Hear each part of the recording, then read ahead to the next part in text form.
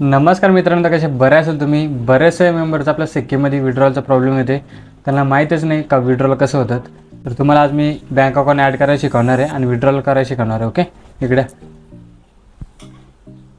सर्वात आधी आपण कम्प्युटर स्क्रीनवरती आलेले, त्यानंतर आपल्याला गेम ओपन करायचे आपले।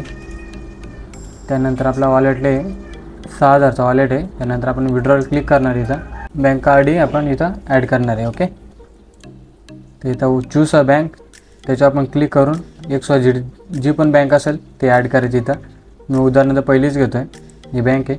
त्यानंतर आपलं इथं पूर्ण नाव टाकायचं आहे, XYZ काय असेल ते।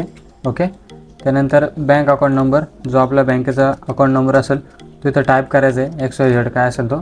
नंतर इथं मोबाईल नंबर कोणता पण टाकू शकता, असं काही नाही का जो लिंक पाहिजे तोच टाकू शकता, असं काही नाही, कोणता पण टाकू शकता। ओके, XYZ मी टाकतो आहे आणि IFSC कोड टाकल्यानंतर काय असेल तो असेल।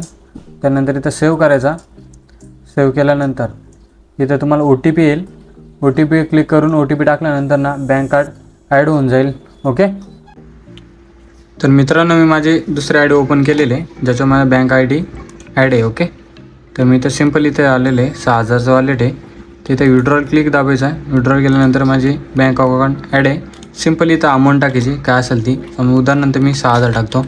ठीक आहे, 6000 तर इथे याचा आणि इथं पासवर्ड टाकल्यानंतर कन्फर्म करायचा। ओके, कन्फर्म झाल्यानंतर रिक्वेस्ट ॲज हे बघा मित्रांनो इथं 6000चा विड्रॉल पडलेले। ठीक आहे, तर मित्रांनो तुम्हाला सांगितल्या प्रकारे स्टेप फॉलो करा, मग तुमचा विड्रॉल येऊन जाईल। Okay, bye bye.